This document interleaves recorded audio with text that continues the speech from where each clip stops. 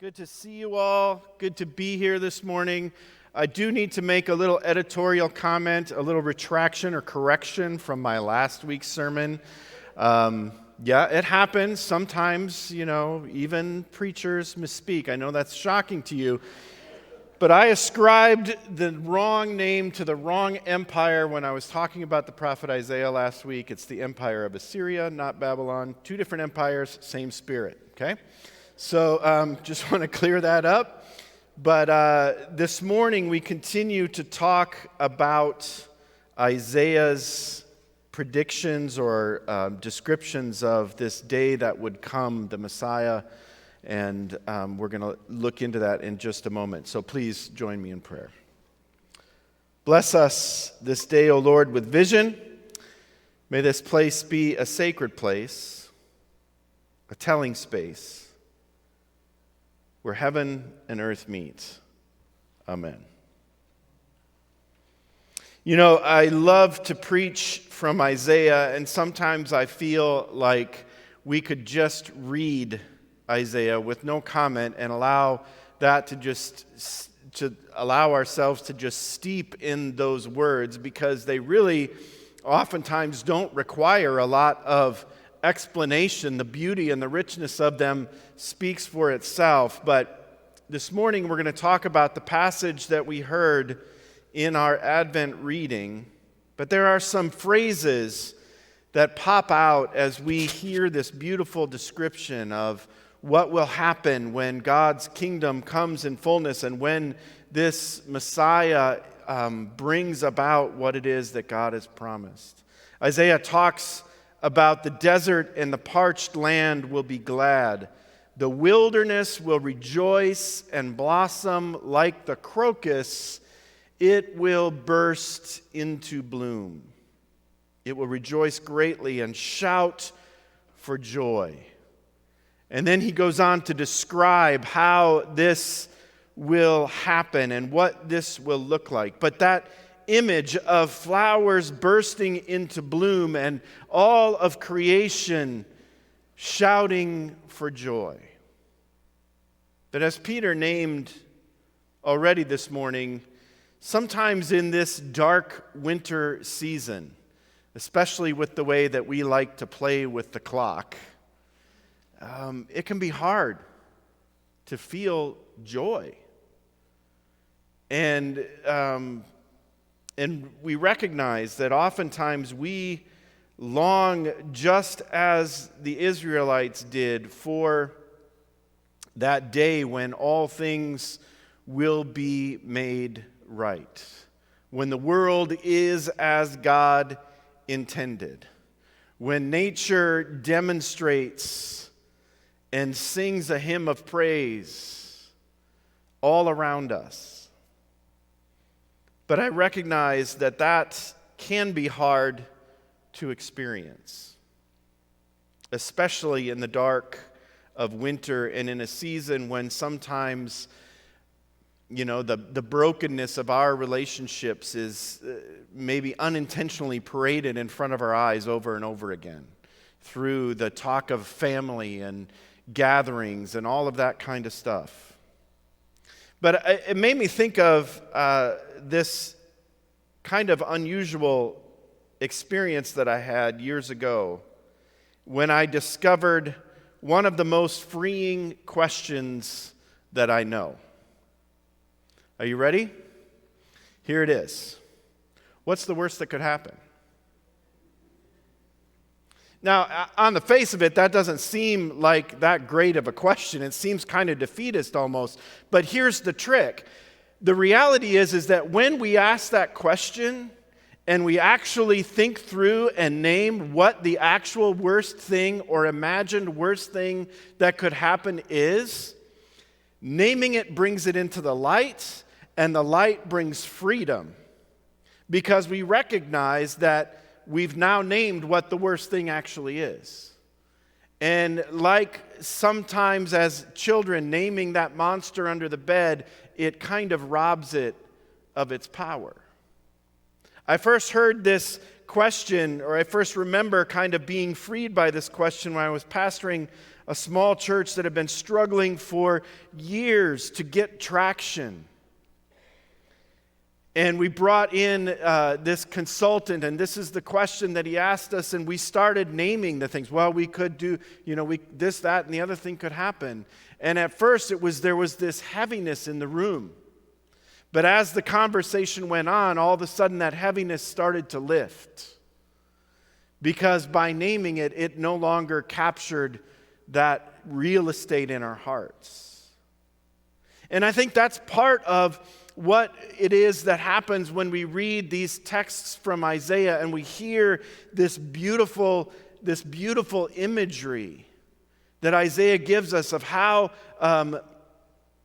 even the very environment around us is going to bloom, and we're going to experience deserts flourishing. We're going to imagine oceans restored. We're going to see forests flourish. We're going to see degradation reversed.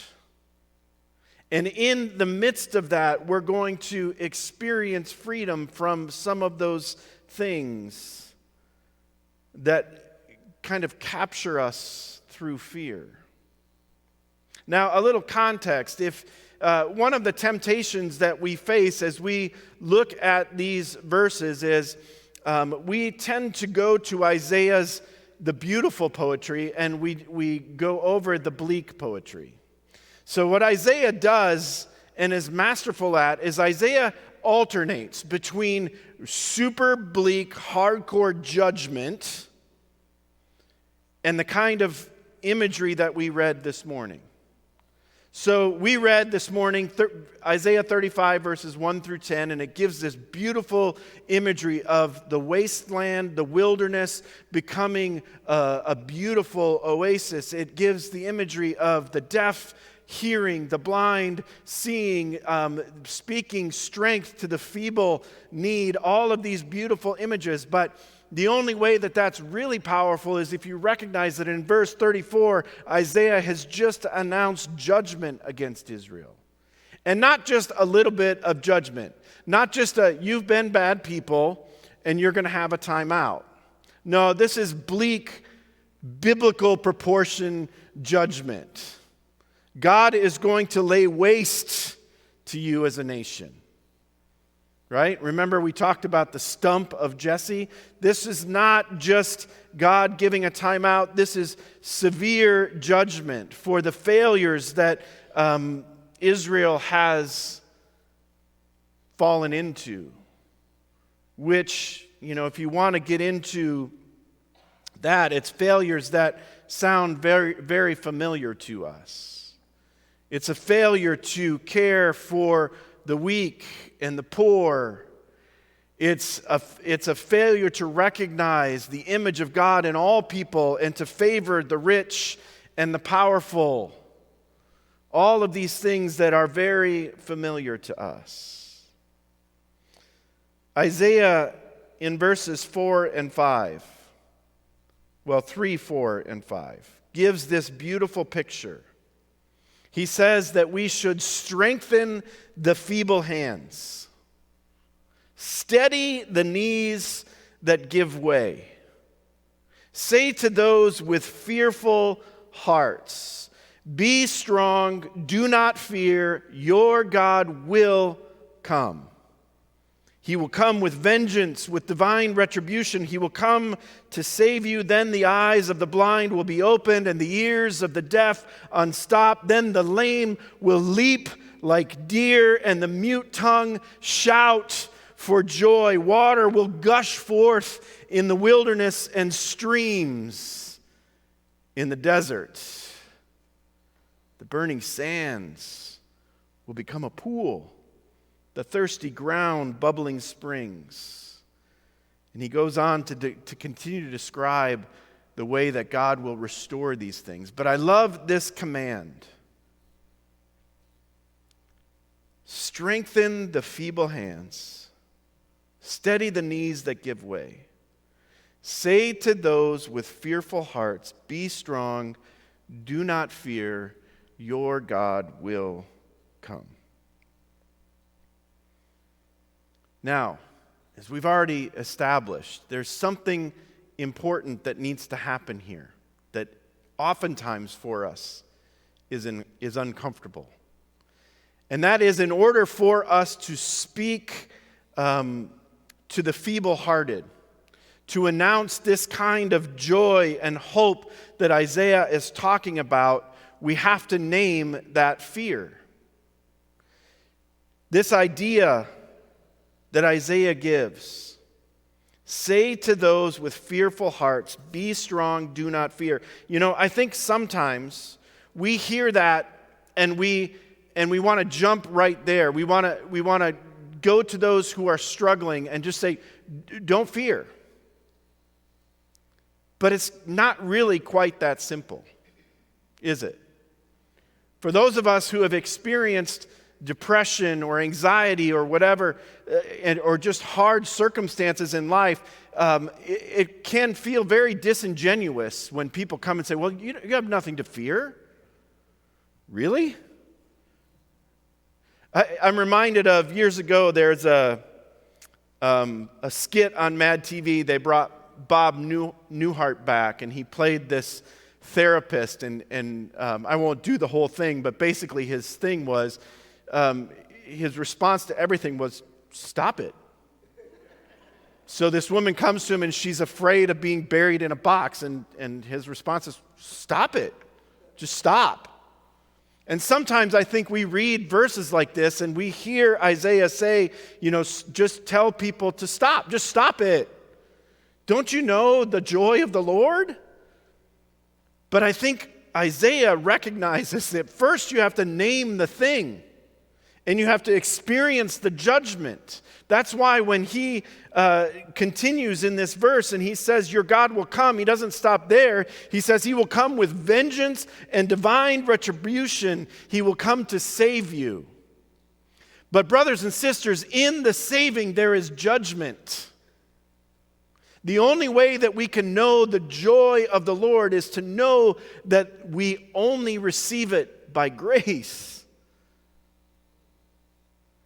And that part of receiving it is naming those fears. Because Isaiah recognizes, why should we speak joy and hope to those who have fear in their hearts? It's because fear prevents. Right? There's a reason that one of the most often commanded things in the Bible is fear not. Even in the Christmas story that we're moving towards, when the angels come and they announce the best news that has ever been spoken, the first thing they have to say is, fear not. Fear in the heart prevents us from being able to have hands and feet that work for God. And we recognize, I think especially in this season, after the years that we have just passed through as a world, that there are things to fear that we didn't even know about a few years ago. And yet, we speak hope and joy to fearful hearts. Isaiah presents this compelling picture of a world where all has been made right. A world where the weak have been strengthened, where infirmities are restored, where wilderness and desert is transformed into a place, an oasis, where there is water and rest and sustenance. He gives an image of a place where there is a highway where only the redeemed can walk. And it's a beautiful, powerful image. And it creates this image and calls us to understand our theme for this morning, which is joy, which is such a rich idea. But it's often not what we think it is, right? Oftentimes we think of joy and we think of feelings of happiness. We think of, if Christmas is joy, it's little children laughing and presents under the tree and blah, blah, blah, blah, blah. And it's like, yes, it is those things, but that's the least of it. You see, joy is that deep assurance that God is going to do exactly what Isaiah describes in this passage. Joy is that deep assurance even in the midst of the wilderness. Because Isaiah was not speaking to people who had experienced what he was describing. He's speaking to people who are in the midst of judgment and brokenness. He's speaking to those who are blind and deaf and broken. And he's saying that God will come and restore you. And that, friends, is the joy that we speak of. Frederick Buechner writes in The Longing for Home, gives this description of joy. He writes, "Joy is home. God created us in joy and created us for joy, and in the long run, not all the darkness there is in the world and in ourselves can separate us finally from that joy. Because whatever else it means to say that God created us in His image, I think it means that even when we cannot believe in Him, even when we feel most spiritually bankrupt and deserted by Him, His mark is deep within us. We have God's joy in our blood." That, friends, is the image of joy. That is what it means as we walk through Advent and we continue to wait for that day when God will do all the things that are described in this beautiful passage. And yet we name the fact that we do not experience it yet. We still experience brokenness. We experience it in our own lives, in our own relationships, in our own bodies.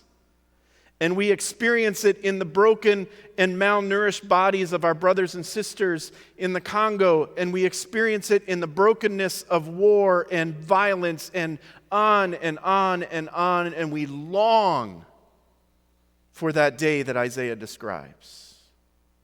And we long for it with joy. The image that we have been using this Advent here at Kent Cub is from the Japanese art of kintsugi. And it's basically the art of broken things. If you go on YouTube, you can find all kinds of beautiful examples of this amazing art, but essentially it's taking broken pieces of pottery and china and different things and fixing it with gold. And oftentimes, if not all the time, the restored pieces are more beautiful than the original ever was because of the beautiful patterns of the cracks where they're mended. There is joy in seeing something that was broken, made not simply useful again, but beautiful. You see, so often we stop at useful. That's hardwired into us as can-do Americans, right? It's all about usefulness, but not to God. For God, it's all about beauty. Usefulness is secondary almost. God takes these broken things and He restores them. This text recalls to us a God that is a God of restoration.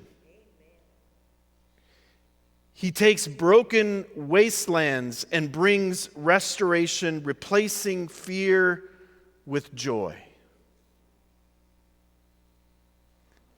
As we come ever closer to Jesus, may we experience the joy of His coming, which brings wholeness to a broken and hurting world. And may we live with joy as we seek and we await that day when we will experience in fullness the world that Isaiah describes in these verses. A world where the land itself rejoices. A world where the blind, the deaf, and the lame rejoice and are restored. A world where Zion is recovered and restored. A place of pure, undiminished, unqualified well-being that is the shalom of God. Friends, that is the world that we wait for. That is the world that as we walk through Advent, we wait for Jesus to come again and to bring about. That is the world that Jesus invites us to be working towards while we wait. And it is a world filled with joy. Please join me in prayer.